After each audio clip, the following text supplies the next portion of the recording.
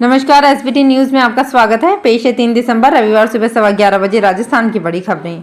राजस्थान विधानसभा चुनाव के रुझान आने शुरू हो गए हैं। शुरुआती रुझान में भाजपा बहुमत की ओर जाती दिख रही है। फिलहाल भाजपा 101 और कांग्रेस 82 सीटों पर आगे है। वहीं 16 सीटों पर अन्य उम्मीदवार आगे हैं। प्रदेश कांग्रेस अध्यक्ष गोविंद सिंह डोटासरा और विधानसभा अध्यक्ष डॉक्टर सीपी जोशी पीछे चल रहे हैं।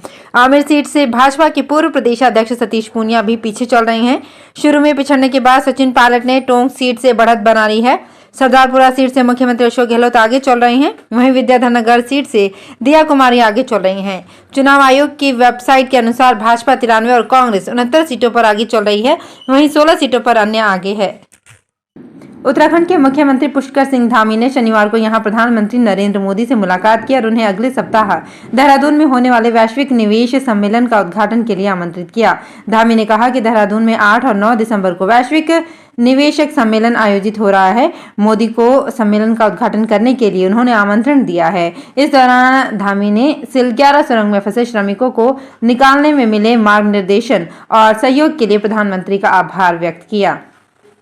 राजस्थान में विधानसभा आम चुनाव 2023 का चुनाव लड़े मुख्यमंत्री अशोक गहलोत, पूर्व मुख्यमंत्री वसुंधरा राजे, विधानसभा अध्यक्ष डॉक्टर सीपी जोशी, पूर्व उप मुख्यमंत्री सचिन पायलट, नेता प्रतिपक्ष राजेंद्र सिंह राठौड़, कांग्रेस प्रदेश अध्यक्ष गोविंद सिंह डोटासरा, उपनेता प्रतिपक्ष डॉक्टर सतीश पूनिया एवं राष्ट्रीय लोकतांत्रिक पार्टी के संयोजक एवं सांसद हनुमान बेनीवाल सहित 1860 से अधिक उम्मीदवारों का आज रविवार को मतगणना में चुनावी भाग्य का फैसला होगा। राज्य की 16वीं विधानसभा के लिए गत 25 नवंबर को चुनाव हुए थे और मतगणना रविवार सुबह 8 बजे से शुरू हो गई है और इसमें कांग्रेस और भारतीय जनता पार्टी, बहुजन समाज पार्टी, राष्ट्रीय लोकतांत्रिक पार्टी, आम आदमी पार्टी, आजाद समाज पार्टी, मार्क्सवादी कम्युनिस्ट पार्टी, भारत आदिवासी पार्टी, जननायक जनता पार्टी, भारतीय ट्राइबल पार्टी सहित करीब 80 पार्टियों के उम्मीदवार एवं लगभग 730 निर्दलीय प्रत्याशियों सहित 1860 से अधिक उम्मीदवारों के चुनावी भाग्य का फैसला होगा। राजस्थान में गत 25 नवंबर को हुए विधानसभा आम चुनाव 2023 में 18-19 वर्ष आयु के सर्वाधिक 75.34% मतदाताओं ने अपने मताधिकार का उपयोग कर मतदान करने में अव्वल रहे। निर्वाचन विभाग के प्राप्त आंकड़ों के अनुसार चुनाव में 20 से 25 वर्ष के मतदाताओं में से 69.58% मतदाताओं ने मतदान का प्रयोग किया, जबकि 80 वर्ष से अधिक उम्र के बुजुर्ग मतदाताओं में 68.75% मतदाता अपने मत का प्रयोग किया। सीकर में कोचिंग सेंटर्स पर आयकर की कार्यवाही जारी है। गुरुकृपा करियर इंस्टीट्यूट और मैट्रिक्स कोचिंग पर आयकर की कार्यवाही जारी है। कार्यवाही में अब तक 1,45 लाख से अधिक की नकदी जब्त की गई है। मैट्रिक्स कोचिंग संचालकों के ठिकानों से 1,05 लाख का कालाधन मिला है।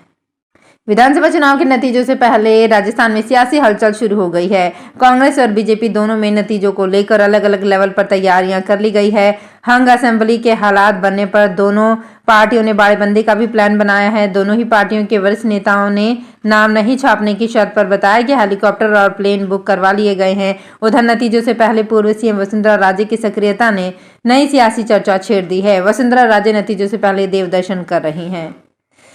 आसलपुर जोबनेर में धुंध के चलते पिछले 5 दिनों से ट्रेनों की रफ्तार धीमी पड़ी हुई है। ट्रेनें अपने निर्धारित समय से 1 घंटे की देरी से जंक्शन पर पहुंच रही है। ऐसे में यात्रियों को काफी परेशानी उठानी पड़ रही है। साथ ही ट्रेनों को भी हेडलाइट जलाकर धीमी गति से चलाना पड़ रहा है। जगह जगह लोग अलाव जलाकर सर्दी से बचाव करते नजर आ रहे हैं। विधानसभा चुनाव की काउंटिंग से एक दिन पहले भाजपा के राष्ट्रीय उपाध्यक्ष व पूर्व मुख्यमंत्री वसुंधरा राजे ने शनिवार को दौसा जिले के प्रसिद्ध मेहंदीपुर बालाजी मंदिर पहुंचकर विशेष पूजा अर्चना की। राजे ने सबसे पहले सीताराम मंदिर में राधा कृष्ण के नव प्राण प्रतिष्ठित विग्रह के दर्शन किए। इसके बाद वे बालाजी मंदिर पहुंची, जहां सिद्धपीठ के महंत डॉक्टर नरेशपुरी गोस्वामी ने उनकी अगवानी की और पंडितों ने स्वस्ति वाचन के साथ उनका स्वागत किया। आज राजस्थान विधानसभा चुनाव के लिए अलवर में मतगणना शुरू हो गई है। इसको लेकर सभी तैयारियां पूरी कर ली गई है।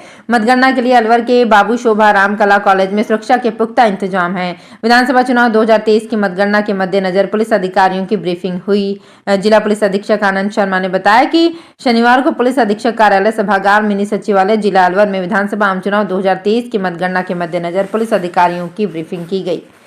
मानव सेवा ट्रस्ट राजस्थान द्वारा अंतर्राष्ट्रीय दिव्यांग दिवस पर दिव्यांग, अनाथ एवं भिक्षा मांगने वाले बच्चों के लिए स्माइल कार्यक्रम का आयोजन किया जाएगा। ट्रस्ट द्वारा आयोजित होने वाले इस कार्यक्रम में 500 बच्चे भाग लेंगे, जिनके लिए विभिन्न प्रकार की गतिविधियां, खेलकूद, सांस्कृतिक प्रस्तुतियां, फैशन शो, नाश्ता, भोजन आदि रहेगा। राजस्थान के राज्यपाल कलराज मिश्र ने असम को पूर्वोत्तर का प्रवेश द्वार बताते हुए कहा कि प्राकृतिक संपदा से संपन्न ये राज्य भारत की विविधता में एकता की संस्कृति का अनूठा उदाहरण है। मिश्र शनिवार को राजभवन में असम स्थापना दिवस पर आयोजित समारोह को संबोधित कर रहे थे। उन्होंने असम निवासियों से संवाद करते हुए उन्हें राज्य स्थापना दिवस पर बधाई और शुभकामनाएं दी। उपराष्ट्रपति जगदीप धनखड़ ने राष्ट्र की प्रगति में तेजी लाने के लिए आर्थिक राष्ट्रवाद को बढ़ावा देने पर जोर देते हुए कहा कि इसके लिए प्रत्येक नागरिक को संवेदनशील बताया जाना चाहिए। धनखड़ ने शनिवार को यहां आकाशवाणी की वार्षिक डॉक्टर राजेंद्र प्रसाद स्मारक व्याख्यानमाला 2023 में एक आर्थिक शक्ति के रूप में भारत का उदय विषय पर कहा कि गैर आवश्यक वस्तुओं के आयात के लिए विदेशी मुद्रा का उपयोग ही नहीं किया जाना चाहिए। उन्होंने कहा कि व्यापार, उद्योग और व्यवसाय से आर्थिक राष्ट्रवाद को बनाए रखा जाना चाहिए। उन्होंने प्रत्येक नागरिक को इसके प्रति संवेदनशील बनाने की आवश्यकता पर जोर दिया। प्रधानमंत्री नरेंद्र मोदी कल सोमवार को नौसेना दिवस पर महाराष्ट्र के सिंधुदुर्ग में राजकोट किले में छत्रपति शिवाजी महाराज की प्रतिमा का अनावरण करेंगे। प्रधानमंत्री कार्यालय के अनुसार मोदी 4 दिसंबर को एक दिन की महाराष्ट्र यात्रा पर जा रहे हैं और इस दौरान वो नौसेना दिवस समारोह में भी शामिल होंगे। जालौर के सांचौर क्षेत्र में इस बार जीरे की बम्पर बुआई से किसानों को अच्छी पैदावार की उम्मीद है।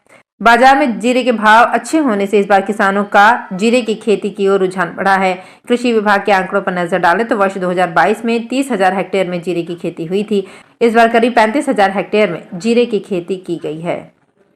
पंजाब के किसानों ने एक बार फिर केंद्र सरकार के खिलाफ आंदोलन का ऐलान कर दिया है। इस बार वो पानी के लिए सड़क पर उतरेंगे। किसान संगठनों ने 18 जनवरी से चंडीगढ़ में आंदोलन शुरू करने की घोषणा की है। किसान नेता अपने आंदोलन के लिए जगह वगैरह मुहैया कराने के लिए 8 जनवरी को चंडीगढ़ प्रशासन के अधिकारियों से मिलेंगे।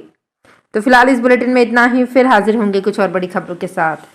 अगर आप भी अपने आसपास की छोटी बड़ी और महत्वपूर्ण खबरों से अपडेट रहना चाहते हैं तो सब्सक्राइब कीजिए हमारे चैनल एसपीटी न्यूज को और प्रेस कीजिए बेल आइकन पर।